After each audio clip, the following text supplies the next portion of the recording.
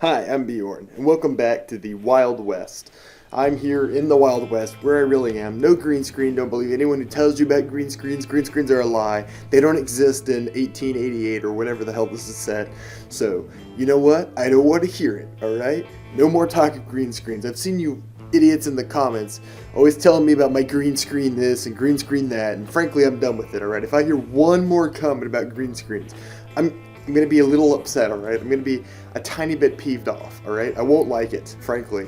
I'm not going to be happy about it. So this is the final episode. I'm finally done.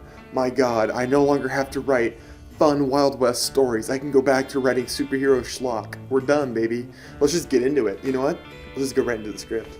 Hey guys, just a quick reminder, this is episode 6, the literal finale of a huge television series I wrote. So if you haven't watched episodes 1 through 5, I would highly recommend going back and watching those. I guess you could try to watch this without that knowledge, but it's going to be an incoherent mess, so I would not recommend doing that. Alright, I'm calling episode 6, The Sunset. We open on a young John Weber sitting on the floor of his house. He has a copy of Hoyle's Book of Games in his hand. We see a bunch of unlit candles are scattered around the room in a circle. We see John read a passage from the book aloud.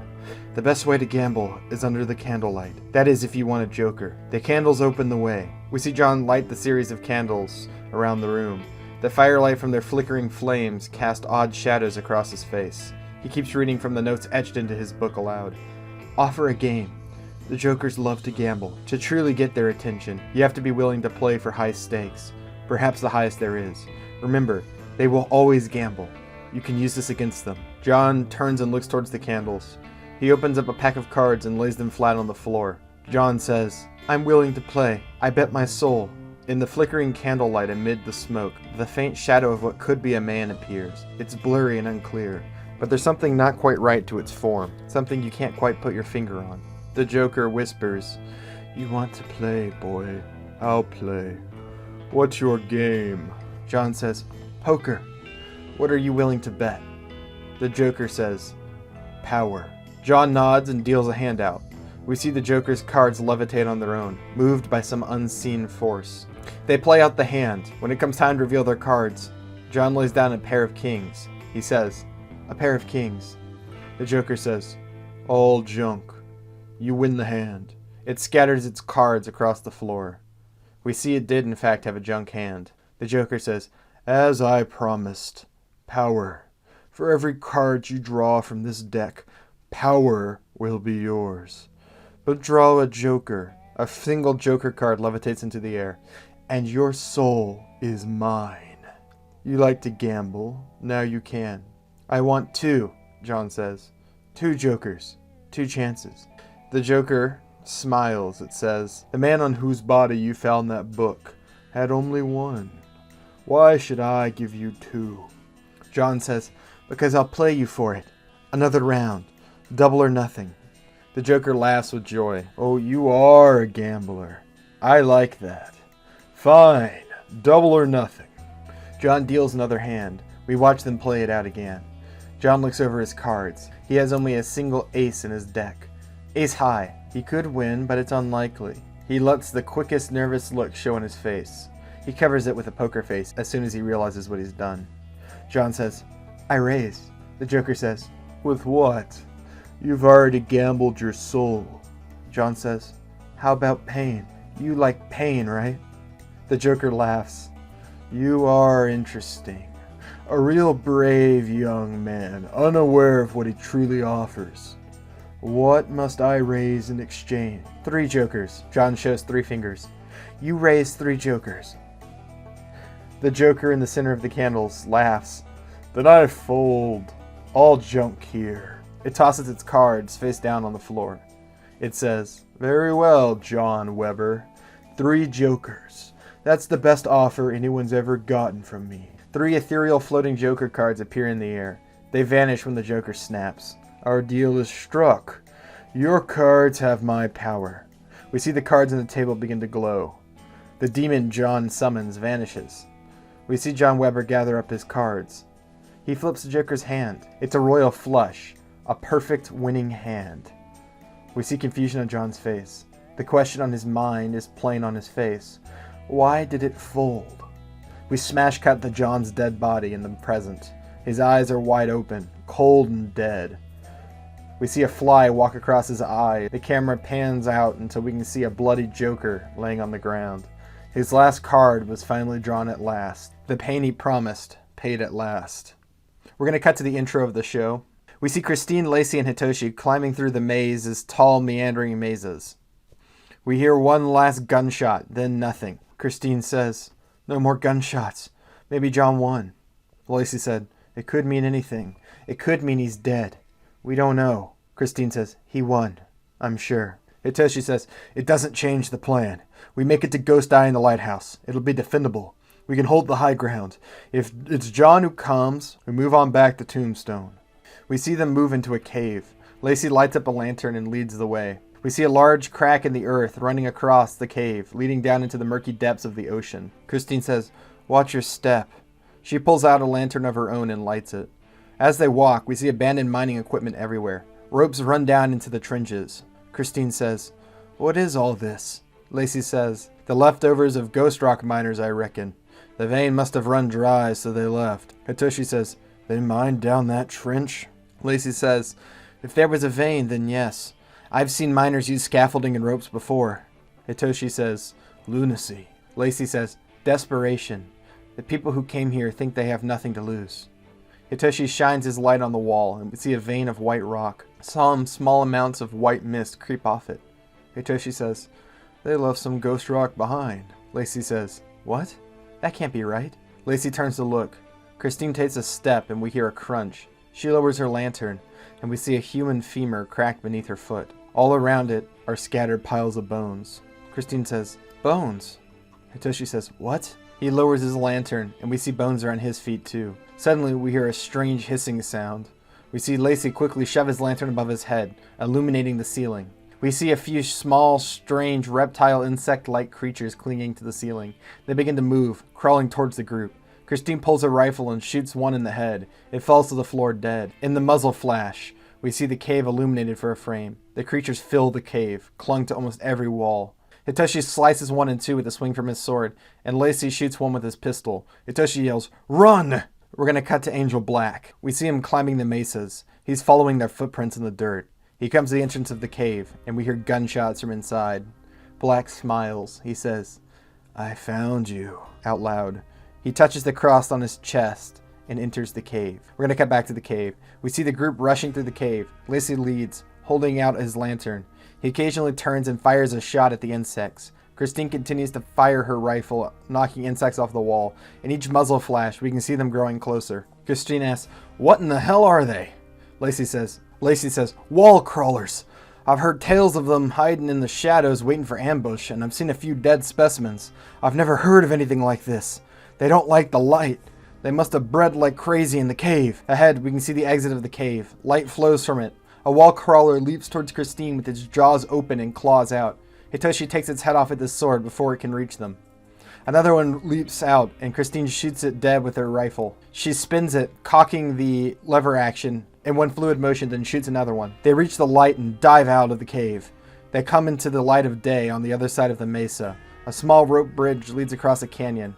We can see the lighthouse rising high above in the air, only a mile or so away. We see a few of the creature's legs try to reach out of the cave. They touch the light and immediately recoil back. Their eyes reflect in the entrance of the cave, lighting up the darkness. They don't seem to leave, and they eventually crawl back into their cave. Lacey says, "Holy hell, we're so close. We may actually make it." He looks towards the lighthouse. We can see smoke from a fire, and Ghost Eye's still there. Suddenly, we hear echoing footsteps from the cave. They all turn. Christine pulls her rifle back off her shoulder and levels it at the cave. It shouldn't be possible for anyone to be there. A lone figure in a hat becomes visible in the shadows of the cave. Christine makes an assumption. Her face lights up with relief. She says, "John!" Angel Black steps into the light. There's a sinister cast to his eyes. He's come to kill. Christine's own eyes fall. He says, "No, I'm afraid not. Your gambler's dead. I killed him myself and left him to rot." Christine cries, "You're a goddamn liar." Black says, "Believe what you will. I watched him die like a dog, in the dirt where his sort belongs. When I send you to hell, no one will be left to mourn him." Christine's lips turn to a snarl. She fires 3 shots right into Black's chest in quick succession. We see the shells hit the floor, tinking against the stone. Black only laughs. We see 3 holes in his shirt and duster. Christine says, "What are you? You're not like the others." Black says, "I am Death, the Grim Reaper, taker of souls and swift hand of hell. You have something that belongs to me. I want it back. Hand it over and I might just spare you. I only want the heart of darkness." Christine says, "I can't do that. It was mine before you angels took it. My birthright." Black and Christine enter a sort of standoff. Black watches her with an amused look on his face. He's toying with them, enjoying his hunt. We see Hitoshi with one hand on his sword. We hear its whispering in his head. The demon in the sword whispers, "She will not win. You can feel it too, the anticipation of death. Will you let her blood flow to the ground? Let the birds feast on her eyes and her flesh? Or will you unseal me? Release me and I can save her." The demon in the sword is trying its hand again. It wants to be free. Hitoshi says, "No," under his breath. The demon whispers, "She'll die slowly. You'll see." Its laughs fill Hitoshi's mind. They fade away as the camera focuses on Christine again. She says, "You know, you reminded me of something. The stone has power. I can use it." Black's smile grows wider. "That other angel said you were something wrong. He was right.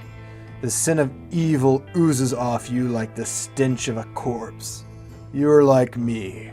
Go on. Use it." Christine begins to twist the runes around the stone using her knowledge she studied from the book. She clicks it into place. Her body begins to twist and contort. We see her skin rip apart as hair grows across her body. She grows larger, and claws grow from her fingers. The heart of darkness falls to the floor and rolls in front of Lacey, who snatches it. She's fully transformed into a werewolf. She howls loudly, and it echoes off the mesas and canyons. She used the stone to force her transformation, doing the opposite of what the angels have been doing with it, which is, maintaining a transformation. Black says, "Oh, magnificent. A werewolf. A rare thing in the West. Old magic. Dangerous, but flawed." He lets his coat fall to the floor. The werewolf charges him. It scratches a gash across his chest and throws him into the wall of the canyon. It howls again.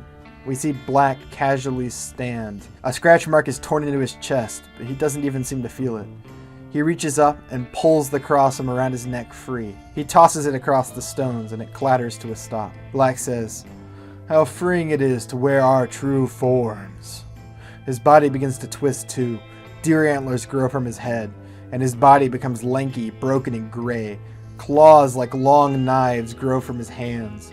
He's transformed into a Wendigo. There's a raw, primal anger in his eyes. The werewolf runs at the Wendigo and tackles it. Real fast, I just want to bring up, when I went down to write this, I realized I had an opportunity to have a werewolf fight a Wendigo. A fight I never knew I wanted to see until I started writing this, and I was like, well, fuck yeah, that sounds awesome. That's the kind of campy stuff I think this franchise can do, and I was like, I definitely have to do that. So we're going to get a Wendigo werewolf fight. It's basically the new Godzilla versus King Kong. The werewolf runs at the Wendigo and tackles it. They fall to the floor of the canyon in a blur of claws. The werewolf tears slices viciously into the Wendigo's flesh, but the wounds seem to heal on their own. The werewolf tries to scratch again, but the Wendigo catches its arm. Its claws dig into the flesh of the werewolf's hands. It uses its arms to lift the werewolf up while looking it in the eyes through its skull. They begin to fight again, dodging and slicing at each other. Every wound inflicted on the Wendigo heals, but the same is not true for Christine's werewolf form. Soon the wolf is bloody. Lacey says, "She's losing," to Hitoshi. Hitoshi says nothing but looks concerned. We hear the blade speak to him again as we see the werewolf and the Wendigo fighting in the background. The demon whispers, "It's a Wendigo, a creature of hell. She won't be able to hurt it, but I can. Draw my power. Unbind me." Hitoshi says, "No, never." We see Lacey look at him nervously, confused as to what he's talking about. We see the Wendigo sink a claw into the werewolf's shoulders. The wolf takes its arm off at the wrist, and the Wendigo howls in pain. It steps back and holds its arm out, and a new hand quickly grows to replace the old one. It rushes forward and slices the wolf across the chest. The werewolf stumbles back and howls. I'll say they fight for a little bit longer. The werewolf fights like an animal, vicious with no thought, and the Wendigo fights more like a boxer. It dodges and counterattacks. It keeps its intelligence. Black is still in there, and the werewolf is no match. The Wendigo picks it apart relentlessly, using form to beat raw power. Soon the werewolf is covered in blood, head to toe. It flows to the ground below, coating it red. The Wendigo scores a slash across its face, and the werewolf falls to the ground, covered in blood. The Wendigo picks it up and throws it up against one of the walls hard. The werewolf hits and falls to the floor.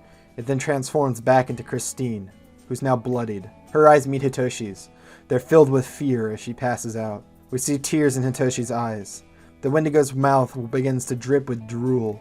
It lumbers towards her and begins to giggle to itself in a sinister, unhinged way. It sounds almost human, but not quite right. Wendigo Black says, "I expected more. Just like the gambler. A disappointment." The camera focuses on Hitoshi. He shuts his eyes and mutters a curse in Japanese. He pulls his blade free in a quick motion and slices his thumb on the blade. He runs the cut thumb down the length of the sword, smearing it with blood. In Japanese, he says, "I release you." We hear the demon's laughter from the blade. The katana seems to drink the blood. Red lines run across its surface like cracks of blood. Each sprouts off into tiny little clawed hands that climb Hitoshi's arms. They look just like the ones that killed John Weber when he drew the Joker. They begin to climb Hitoshi's arm, digging into his flesh as they do. They sink into his arm and stay connected with the sword, almost like mystical cables. They climb all the way up his shoulder. Red mist seems to flow off the blade. Hitoshi swings the sword in the air and a blast of energy is sent flying. It takes the Wendigo's arm off as it reaches for Christine. This time, it doesn't grow back. The Wendigo snarls in pain and confusion. It turns towards Hitoshi with murder in its eyes. It snarls, "You! I'll kill you!" The Wendigo charges Hitoshi with incredible speed. Its claws lash out for a strike. Hitoshi steps aside, dodging the attack. He quickly moves his sword down, slicing a gouge into the Wendigo's chest. The Wendigo lets out another shrill scream. "How dare you!" Hitoshi stares him down and never blinks. Red is beginning to fill his eyes. Something sinister, something evil. He raises his sword, preparing for either attack or defense. This time, the Wendigo does not charge recklessly. It limps around Hitoshi, looking for a weak point. Hitoshi pivots, keeping the creature within view. Finally, the Wendigo attacks. It manages to leave a cut on Hitoshi's shoulder. In exchange, Hitoshi carves a gash across its chest with his sword. It's a deep wound, and it fills the Wendigo with blood. Once again, the Wendigo screeches in pain. It recoils back, trying to retreat. Hitoshi follows with his sword ready for a killing strike. The Wendigo backs up until it reaches the edge of the cliff. We can see the ocean far below. Waves crash against the cliff face. The Wendigo snarls, "I am death! I am the Grim Reaper! Your soul belongs to hell!" It tries one final attack. Hitoshi catches the monster's claws on his sword. He spins the blade around and takes the Wendigo's head off. Its body falls over the cliff into the ocean below. We see a maze dragon rise its serpentine head out of the water. It snatches the body with its mouth. The last piece of Angel Black is swallowed by the maze, the very place that created him. We hear the cackling of the sword demon. "Hitoshi, you are weak after all, just like your brother. Didn't the power feel incredible?" Hitoshi says, "I banish you. Return to the blade." The red tendrils begin to be pulled back into the sword. The demon whispers in frantically, "It is already done. You broke the seal of honor. I have my claws in you. I am free." Hitoshi slams the sword back into its scabbard. The demon's cackling and words vanish. The red in his eyes retreats. He falls to a knee, staring out over the cliff. We see the maze dragon swimming out into the ocean. Lacey asks, "What was that?" Hitoshi says, "The power of the Oni bound within my blade by my ancestors. I broke my oath and freed it." He stands unsteadily to his feet. He walks to Christine. She's still breathing. He moves some of her hair aside affectionately and checks her pulse. We see him let out a sigh of relief. Lacey asks, "Why didn't you use that sword sooner? We could have used that." Hitoshi says, "I swore on my honor, on my family's name, that I would never use its power. But she is my daughter." He looks down at Christine again. "The only family I have. I could not let her die." Lacey says, "Well, you did the right thing." Hitoshi says, No, I didn't. There will be a cost." Lacey says nothing. He just looks towards the lighthouse. Hitoshi says, "When she wakes, don't tell her what happened here. Let her think she killed it. Please." Lacey nods. "I reckon I can do that," he says. Hitoshi says, "Thank you." He picks Christine up and begins to limp towards Van Horn's light. We're going to cut to John's body. We see it laying in the same position as before. A buzzard lands next to him and plucks out his eye, which I know that's a gross visual, but that is actually something that vultures do. Birds swarm around his body.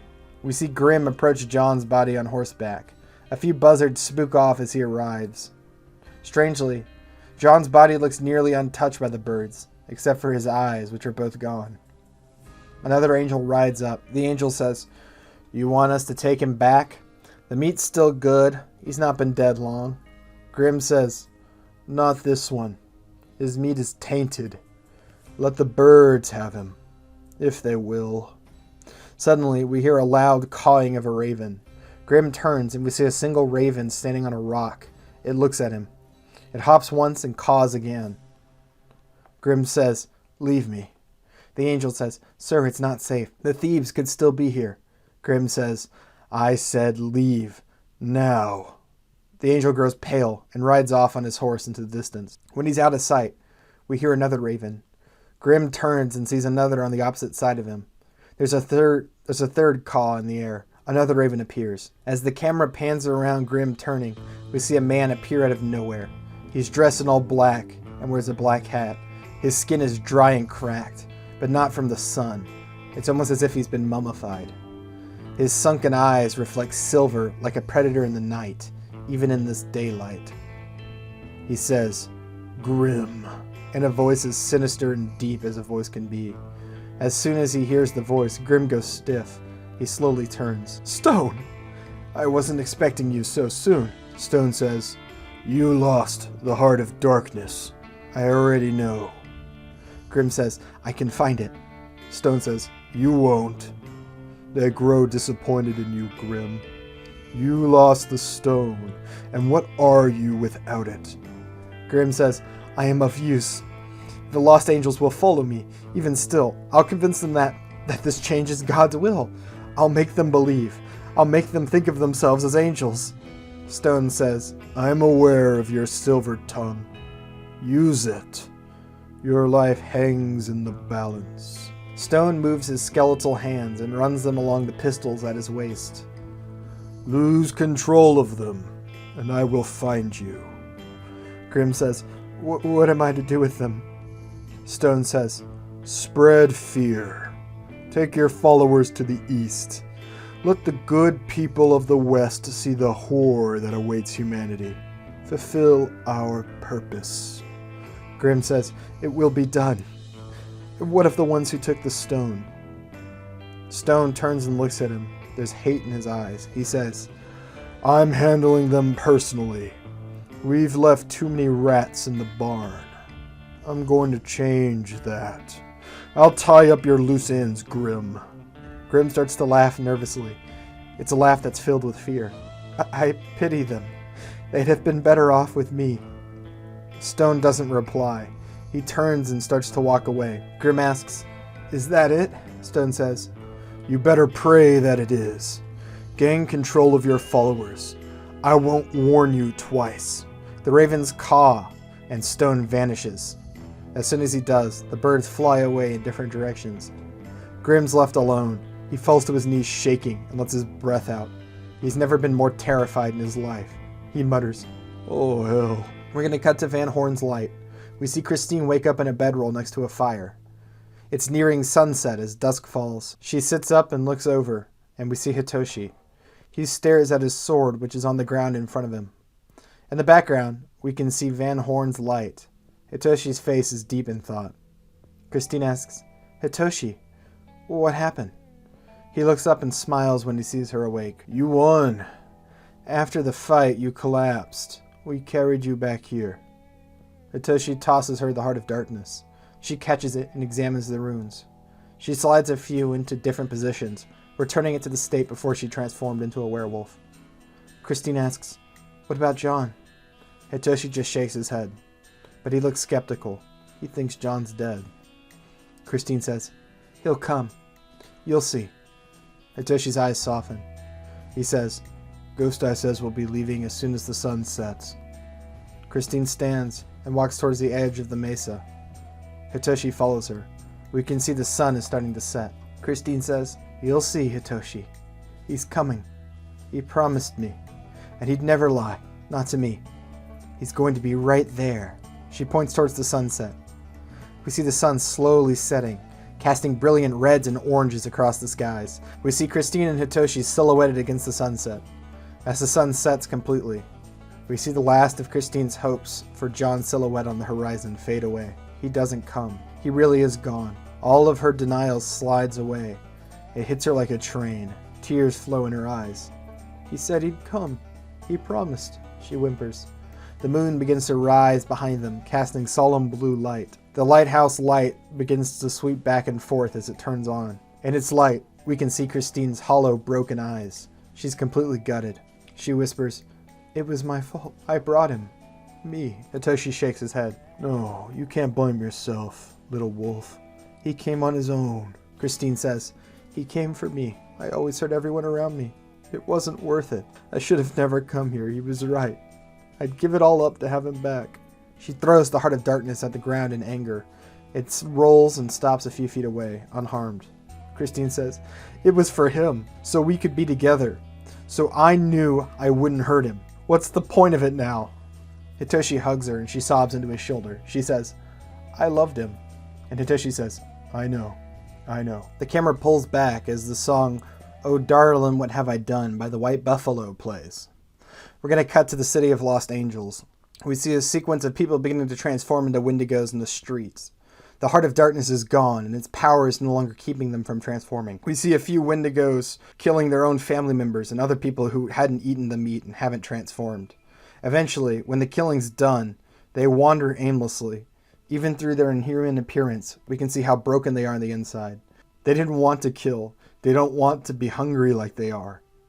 Soon the angels appear and lead the sad, broken creatures towards the church. The angels haven't transformed. They've maintained their human appearance. The Wendigos follow them willingly, almost as if they remember those that they used to worship. In front of the church, we see Grimm standing in his priest outfit. He begins a speech, yelling so the crowd can hear. "I know how you feel. The hunger, the drive to kill. That is the message of God. He's telling you to consume the men outside his city, to consume the sinners. We are his chosen, and he gave us his power. We are revelations. We are the rapture that will purge this country of sin." As he gives his speech, we see Hope Springs. The Sheriff Leonard from episode 3 walks the streets. We see a raven appear, and then another one. 2 more appear. Finally, the sheriff notices them and studies them. Suddenly, Stone appears out of nowhere in front of him. He pulls one of the pistols on his waist. He puts a bullet into the sheriff's chest. We see this strange white smoke oozing from his gun barrel. It seems to have the faces of screaming people in the smoke. It's the same as the one Ghost Eye uses. The sheriff takes 2 steps back and falls to the dirt. Instead of focusing on the dying sheriff, we focus on Stone. He pulls a list from his duster and marks off the sheriff's name.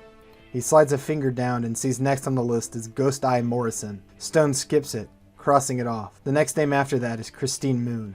We cut back to the sheriff. We see him choking on his own blood as he dies. The blood forms a halo around him. By the time the camera moves back, Stone is already gone. We cut back to the Reverend as he finishes his speech. "We will go east to where the sinners breed like rats. We will tear them down like Sodom and Gomorrah. We will salt the very earth they walk, and you will feast. That I promise. And when we do, your hunger from God will be satiated." The creatures in the audience give inhuman cheers with excitement. Grimm has control of them. We see him let out a slight sigh of relief. Even still, he's terrified of Stone. We see a shot of the city from above, and hundreds of Wendigos pour out into the unsuspecting west. They go to feed, to spread fear. All on the orders of someone we don't understand. We're going to cut to the maze. We see a shot of the full moon over the cracked mesas of the maze. The camera slowly moves down until we see John Weber's body. The camera moves up his bloody and torn clothes to his face. It's pale and lifeless. Suddenly, his eyes open, even though we saw the birds eat them. But they aren't his. They reflect silver just like stones. He takes a deep, rasping breath and wheezes. It sounds creepy and unnerving. He sits up and coughs. He pulls open his shirt and looks down. We see a bullet hole in his flesh. We can see a look of confusion in his eyes. He awkwardly stands to his feet and begins to shamble away. We see a shot of him silhouetted against the moon. It's full. We follow him stumbling through the desert until we can see Van Horn's light. As its light sweeps by him, his eyes glow even brighter silver. John works his way up to the base of the lighthouse. A fire crackles in a makeshift camp. No one sits on the stones arranged around it.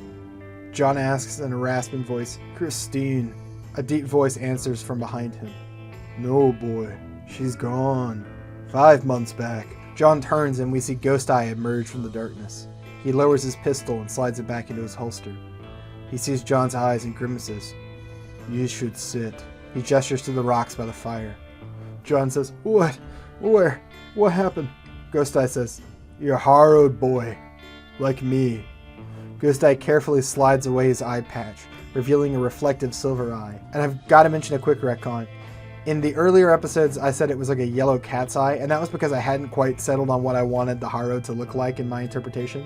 They're described as having unusual eyes in the original text, but I hadn't settled on it, so I'm changing it to this sort of silver reflective look. I think it's creepier than the yellow, like, Witcher eyes. So just pretend that they were like that when in the previous episode. It flashes silver in the firelight. Ghost Eye says, "Now sit. We have a lot to talk about." And that is the end of what I will call Season 1, because I do plan on making a second season, which I will title City O' Gloom. It won't be what you're probably expecting.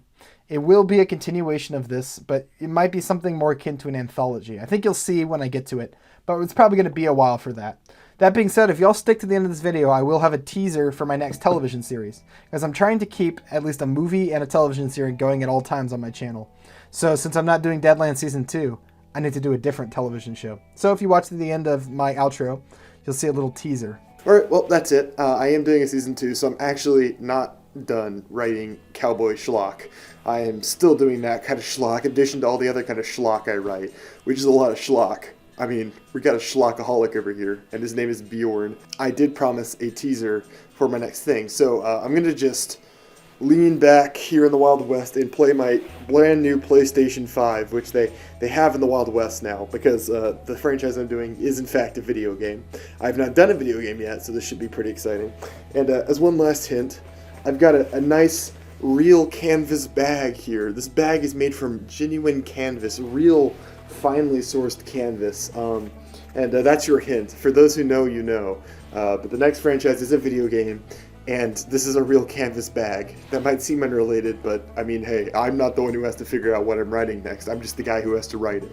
So if you'll watch this to the end, watch the whole series, I thank y'all a bunch. It was kind of a passion project. This is a franchise I have been passionate about and have been wanting to see done in an interesting way for a long time, and it's never been done. I'm super excited that I was able to present this to y'all. I hope y'all enjoyed it. Let me know what you thought in the comments below. If you have any predictions for where Season 2 is going at all, or just ideas, let me know, man. Maybe I'll steal them and then not credit you, like the evil producer in a music movie.